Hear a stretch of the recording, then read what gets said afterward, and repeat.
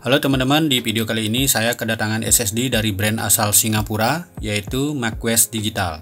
Oke, siapa itu McQuest Digital? McQuest Digital adalah merupakan bagian dari McQuest Group, sebuah perusahaan IT yang telah berdiri di Singapura sejak tahun 1998. McQuest Digital merupakan brand yang pada saat ini sedang berfokus pada dua jenis produk, yaitu storage dan memori. Nah, sebelum kita tes SSD-nya, kita kenalan dulu yuk sama produk-produk dari McQuest Digital. Kita mulai dari produk storage. Untuk SSD SATA ada seri Falcon, yaitu SSD 2,5 inci dengan antarmuka SATA 3 6 Gbps, menawarkan kapasitas yang beragam mulai dari 256 GB hingga 1 TB. Kecepatan yang ditawarkan adalah up to 550 MB/s sequential read dan up to 450 MB/s sequential write. Tidak terdapat informasi mengenai TBW, namun SSD ini diklaim memiliki MTBF di atas 1 juta jam dan garansi 3 tahun. Kalau rusak diganti baru. Selanjutnya SSD NVMe Gen 3 ada seri Raptor, yaitu SSD M.2 NVMe PCIe 30X4 dengan form factor 2280. Kapasitas yang ditawarkan pada produk Raptor ini adalah dari yang terkecil berukuran 256 GB hingga kapasitas 1 TB. Kemudian untuk performa yang ditawarkan adalah up to 2400 MB/s sequential read, up to 1200 MB/s sequential write untuk size 256 GB, dan up to 1600 MB/s sequential write untuk size 512 GB dan 1 TB. Diklaim memiliki daya tahan di atas 1 juta jam dengan garansi selama 3 tahun. Kalau rusak di masa garansi, maka unit diganti baru. Selanjutnya NVMe Gen 4 ada Raptor X, yaitu SSD M.2 NVMe PCIe 40X4 dengan form factor 2280. Untuk NVMe Gen 4 ini sementara kapasitas yang ditawarkan hanya ada dua saja, yaitu 512 GB dan 1 TB. Kemudian untuk klaim kecepatannya adalah up to 5000 MB/s sequential read, up to 2700 MB/s sequential write untuk size 512 GB dan up to 4700 MB sequential write untuk size 1 TB. Diklaim memiliki daya tahan di atas 1 juta jam dengan garansi selama 3 tahun. Jika rusak pada masa garansi, maka akan diganti baru. Oke, selanjutnya beralih ke produk memori atau RAM. Yang pertama yaitu RAM DDR4 SODIMM untuk laptop dan notebook. Di sini ada seri Hawk yang tersedia dari kapasitas 4 GB hingga 16 GB. Menawarkan clock speed dari 2666 MHz hingga 3200 MHz dengan garansi seumur hidup. Tidak hanya DDR4 saja, ada juga SODIMM DDR5 yaitu seri Hawk V. Terdapat dua produk untuk Hawk V ini, yaitu SODIMM DDR5 4800 MHz dengan size 16 GB dan SODIMM DDR5 5600 MHz dengan size 32 GB. Garansi yang ditawarkan juga seumur hidup. Selanjutnya ada produk RAM basic untuk PC, yaitu seri Hawk UDIMM. Untuk kapasitasnya tersedia dari 4 GB DDR4 2666 MHz hingga 16 GB DDR4 3200 MHz dengan garansi lifetime alias seumur hidup. Kemudian yang terakhir ada produk RAM gaming yaitu Merlin, dilengkapi dengan heat spreader yang tersedia dalam dua tipe yaitu 8 GB DDR4 3200 MHz dan 16 GB DDR4 3200 MHz. RAM untuk PC ini juga di cover garansi lifetime alias seumur hidup. Nah, dengan ragam produk yang cukup banyak ini, sepertinya McQuest Digital benar-benar serius untuk berlaga di dunia persilatan part PC. Hehe. Oke, tanpa berlama-lama, mari kita tes SSD dari McQuest Digital ini untuk mengetahui performanya. Yang akan kita tes di sini ada dua, yaitu Falcon 1 TB, SATA 3, dan NVMe Raptor X Gen 4 1 TB. Kedua SSD ini akan saya tes di PC dengan spek sebagai berikut. Kita mulai dari SSD SATA Falcon 1 TB. Yang pertama yaitu uji sintetis menggunakan Crystal Disk Mark 8. Berikut adalah hasilnya. Pada Crystal Disk Mark 8 didapatkan skor 548,97 MB/s sequential read dan 491,89 MB/s sequential write. Skor ini sudah sesuai dengan klaim yang tertera di spesifikasi teknis. Bahkan untuk skor write-nya sedikit lebih tinggi. Selanjutnya AS SSD benchmark. Berikut adalah hasilnya.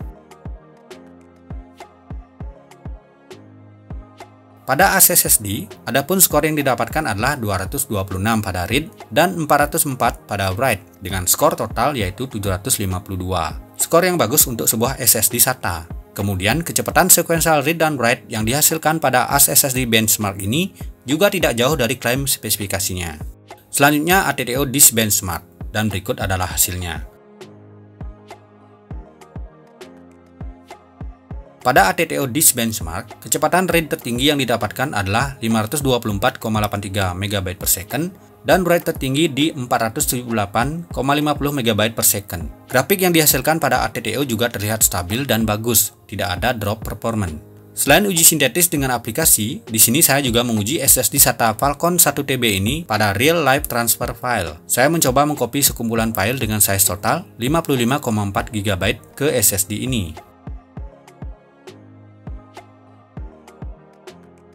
Hasilnya adalah file tercopy dalam waktu 2 menit 15 detik dengan kecepatan transfer yang stabil di kisaran 400-an MB per second. Dengan hasil uji sintetis dan uji transfer data tersebut, Falcon 1TB ini dapat dikatakan adalah sebuah SSD SATA yang sangat cocok digunakan sebagai storage penyimpanan data ataupun tempat instalasi game. Selain kapasitasnya yang besar, Falcon 1TB ini juga mempunyai kecepatan yang stabil. Oke, selanjutnya kita tes SSD NVMe Gen 4 Raptor X 1TB. Kita mulai dengan Crystal Disk Mark 8 dan hasilnya adalah sebagai berikut.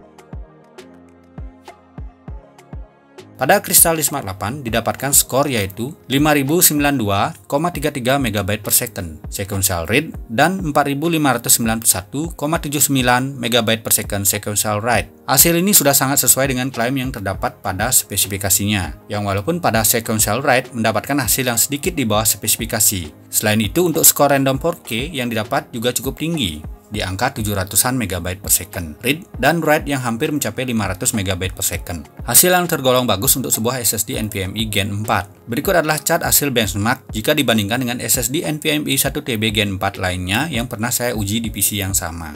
Jika diperhatikan, skor benchmark Raptor X ini hampir mirip dengan DA Drive X yang menggunakan controller InnoGrid IG5220 BAA, namun memiliki skor yang lebih tinggi daripada Kingston NV2 yang menggunakan controller SM2267XT.